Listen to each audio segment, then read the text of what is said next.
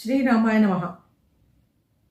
సుందరకాండలో ప్రథమ సర్గలో మనం కొంత భాగం వివరించుకున్నాము. క్రిందటి భాగంలో ఈరోజు హనుమ ఏ విధంగా ప్రయాణానికి ఉద్యుక్తుడైనాడు, మధ్యలో ఎన్నెన్ని అవరోధాలు ఎదుర్కొన్నాడు, వాటినన్నింటినీ కూడా ఎలా జయించాడు, కావ్యగతమైనటువంటి అర్థంతోనూ వర్ణనా చమత్కృతితోనూ విశేషార్థాలతోనూ కూడా మనం స్వామి దయతో చెప్పుకుందాం.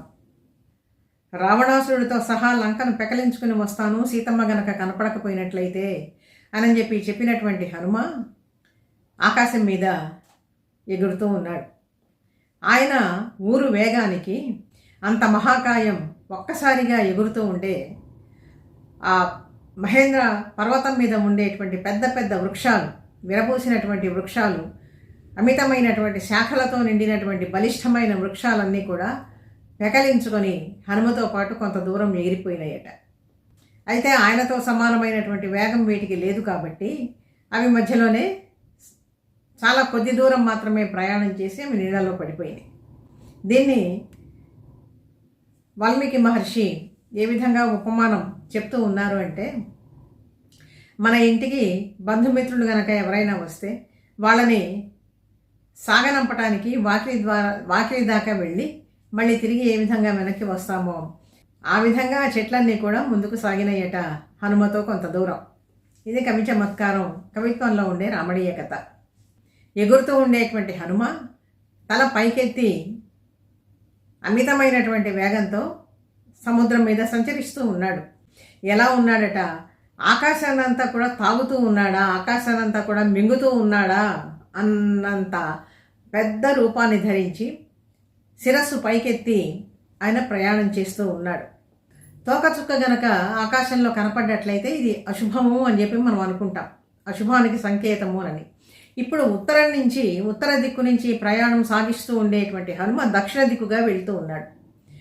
అంటే ఉత్తరం వైపుకి తోక ఉండి దక్షిణం వైపుకి ముఖభాగం ఉండేటువంటి తోకచుక్క ఎలా ఉంటుందో, అంటే అది లంకా వినాశనానికి దారి, లంకా వినాశనానికి ఇది సూచకము అని చెప్తూ ఉన్నాడా అనిపించేటువంటి విధంగా దక్షిణ దిక్కుగా వెళ్తూ సాగుతూ ఉండేటువంటి తోకచుక్కలాగా ఉన్నాడు హనుమ అని చెప్తూ ఉన్నారు. ఖే యథా నిపతత్యుల్కాహ ఉత్తరాంతాత్ వినిశ్రుత. ఉల్క అంటే తోకచుక్క, ఉత్తరాంతాత్ వినిశ్రుత, ఉత్తరం నుంచి ఆయన దక్షిణం వైపుగా సాగుతూ ఉండేటువంటి తోకచుక్క, ఇది లంకా వినాశనానికి సంకేతంగా ఉన్నది అని ఇక్కడ మహర్షి మనకి చెప్తూ ఉన్నారు. అతి వేగంగా ఆకాశంలో ఆ విధంగా ప్రయాణం చేస్తూ ఉండేటువంటి హనుమ మీద దేవతలంతా కూడా పుష్పవృష్టి కురిపించారు. మహర్షులంతా కూడా సన్నుతి చేస్తూ ఉన్నారు. సూర్యుడు తన యొక్క తాపాన్ని తగ్గించుకున్నాడు. వాయుదేవుడు చల్లగా వీస్తూ ఉన్నాడు.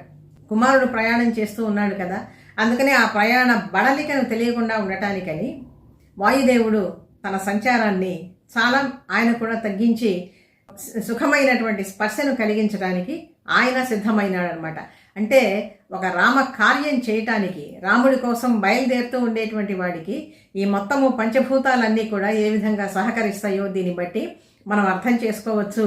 దేవతలంతా కూడా ఆశీర్వదిస్తూ ఉంటారు. ఈ సమయంలో సముద్రుడు, సాగరము అని పేరు ఉంది కదా, ఆయనకి ఒక ఆలోచన వచ్చింది. నా యొక్క ఉనికికి ఇక్ష్వాకు వంశస్థులే కారణం కాబట్టి ఆయన వల్లనే నాకు సాగరుడు అనేటువంటి పేరు వచ్చింది కాబట్టి ఇప్పుడు అవకాశం వచ్చింది. ఆ ఇక్ష్వాకు వంశస్థుడైనటువంటి రామచంద్రుడి యొక్క కార్యానికి ఈయన రామదూతగా బయలుదేరుతూ ఉన్నాడు. ఈయనకి నేను ఏ విధంగా తోడ్పడగలను, ఏ విధంగా నేను సహాయపడగలను అని ఆలోచించి తన లోపల ఎక్కడో అడుగున పాతాళ లోకానికి అడ్డుగా ఉండేటువంటి మైనాకుణ్ణి ఆయన పిలిచాడు. మైనాక పర్వతం. ఈ మైనాక పర్వతానికి ఉండేటువంటి విశేషం ఏంటంటే అడ్డంగా కానీ నిలువుగా కానీ ఎట్లాగైనా వ్యాపించగలిగినటువంటి శక్తి మైనాక పర్వతానికి ఉన్నది. బంగారు శిఖరాలతో మెరిసిపోతూ ఉంటుందన్నమాట మైనాకుడు. ఆ మైనాకుడిని పిలిచి ఈయన బయలుదేరుతూ ఉన్నాడు. మధ్యలో ఆతిథ్యం ఇద్దాము, ఇది మన సంప్రదాయము, సనాతన ధర్మము, కృతేచ ప్రతికర్తవ్యం ఏష ధర్మ సనాతన.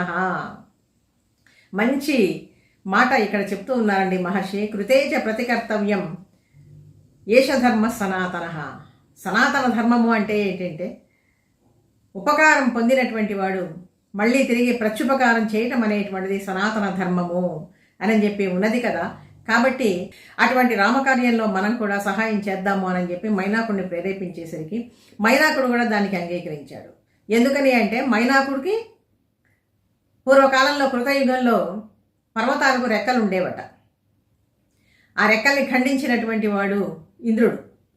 అవి ఊళ్ళ మీద పెద్ద పెద్ద మహా ఆకారాలతో పడిపోతూ ఉంటే, ఎక్కడంటే అక్కడ వాలిపోతూ ఉంటే ఊళ్ళకి ఊళ్ళు నాశనం అయిపోయేవి. అందుకని ప్రజలందరినీ కూడా రక్షించటానికని ఇంద్రుడు తన వజ్రాయుధంతో రెక్కలన్నింటినీ కూడా పర్వతాలకి ఛేదించేశాడు అని చెప్పి ఒక వృత్తాంతం ఉన్నది. అప్పుడు మైనాకుడు సముద్రంలో దాక్కున్నాడు. ఇంద్రుడు అక్కడికి రాలేడు అన్న ఉద్దేశంతో. దానికి సహాయపడింది ఎవరు అంటే వాయుదేవుడు. ఆయన చక్కగా పైకి వచ్చాడు. మైనాక పర్వతం ఎలా వస్తుందండి అని అడగద్దు. ఎందుకని అంటే మన భారతీయ సనాతన సంప్రదాయంలో దివ్యమైనటువంటి వృక్షాలు, దివ్యమైనటువంటి పర్వతాలు, వీటన్నిటికీ కూడా నదులు, వీటన్నిటికీ కూడా అధిష్టాన దైవతాలు ఉంటాయి. కేవలము మనం చూసేటువంటి రాళ్ల గుట్టలు ఇటువంటివి మాత్రం కాదు పర్వతాలు అంటే. అలాగే నదులు కూడా దివ్యమైనటువంటి నదులు. అందుకనే మనం నదీ మా తల్లి యొక్క పూజలు చేస్తూ ఉంటాం.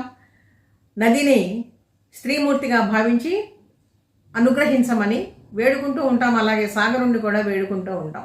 ఇది భారతీయ సంప్రదాయం. ఎలా వచ్చాడు పైకి మైనాకుడు అంటే హిరణ్యనాభో మైనాకో నిశమ్య లవణాంహస ఉత్పపాత జలాత్తూర్ణం మహాద్రుమలతాయుత. పెద్ద పెద్ద వృక్షాలతో, ఫల వృక్షాలతో, బంగారు శిఖరాలతో పైకి వచ్చాడు. హనుమ ఇదేదో అడ్డంకి అని చెప్పి అనుకుని, తన ప్రయాణానికి ఇదేదో అవరోధము అని చెప్పి అనుకుని తన వక్షస్థలంలో కొట్టేశాడు ఆ మైనాకుడిని. అప్పుడు మైనాకుడు, ఓ కపిబర, ఇక్కడ కందమూల ఫలాదులన్నీ కూడా చాలా ఉన్నాయి, కాసేపు సేదదీరు, నీ గమనం అమితంగా ఉన్నది, నీ వేగం అమితంగా ఉన్నది, కాబట్టి నా మీద కొంచెం సేపు సేదదీరి విశ్రాంతి తీసుకుని వెళ్ళు అని చెప్పి మైనాకుడు అర్థిస్తే హనుమ ఏమంటాడో చూడండి ఇక్కడ. ప్రీతోస్మి కృతమాతిథ్యం మన్యురేషోపనీయతాం త్వరతే కార్యకాలో మే అహశ్చాప్యతివర్తతే ప్రతిజ్ఞాచ మయా దత్త నస్థాతవ్యమిహాంతరే. చాలా వేగంగా వెళ్తూ ఉన్నాడు. అందుకని పొడి పొడి మాటలతో మాట్లాడుతూ ఉన్నాడు ఇక్కడ హనుమ. ప్రీతోస్మి, సంతోషించాను, కృతమాతిథ్యం, నీ ఆతిథ్యాన్ని స్వీకరించాను అని చెప్పి భావించు. మన్యురేషోపనీయతాం, నేను ఇక్కడ నీ మీద విశ్రాంతి తీసుకోలేదు అందుకని కోపించాను అని చెప్పి మాత్రం నువ్వు అనుకోవద్దు.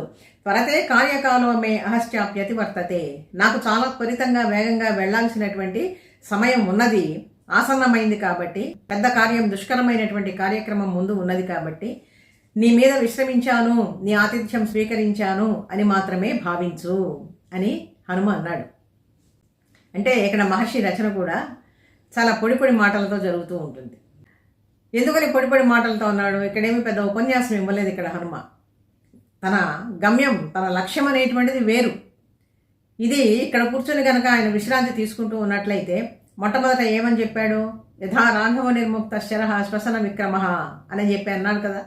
రాఘవుడు విడిచినటువంటి బాణం ఎంత వేగంతో వెళుతుందో నేను అంత వేగంతో వెళుతూ ఉన్నాను. అంతేగాని రాఘవుడు విడిచినటువంటి బాణం మధ్యలో ఎక్కడ ఆతిథ్యాలు తీసుకుని విశ్రమించి ఉండదు, లక్ష్య సాధన వైపే సాగుతూ ఉంటుందన్నమాట. అందుకని ఇంత పొడి పొడి మాటలతో, అమితమైనటువంటి వేగంతో ఆయన వెళ్ళిపోయాడు. తక్షణమే ఇంద్రాది దేవతలందరూ కూడా వచ్చి ఆ మైనాకుడికి అభయం ఇచ్చారు. అంటే హనుమ గనక సంతోషించినట్లయితే దేవతలందరూ కూడా, ఇంద్రాది దేవతలందరూ కూడా సంతోషిస్తారు అని చెప్పి ఇక్కడ మనం అర్థం చేసుకోవాలి. వీడియో నచ్చితే లైక్ చేయండి, షేర్ చేయండి, సబ్స్క్రైబ్ చేయండి. మీ అభిప్రాయాన్ని కామెంట్ రూపంలో తెలియజేయండి.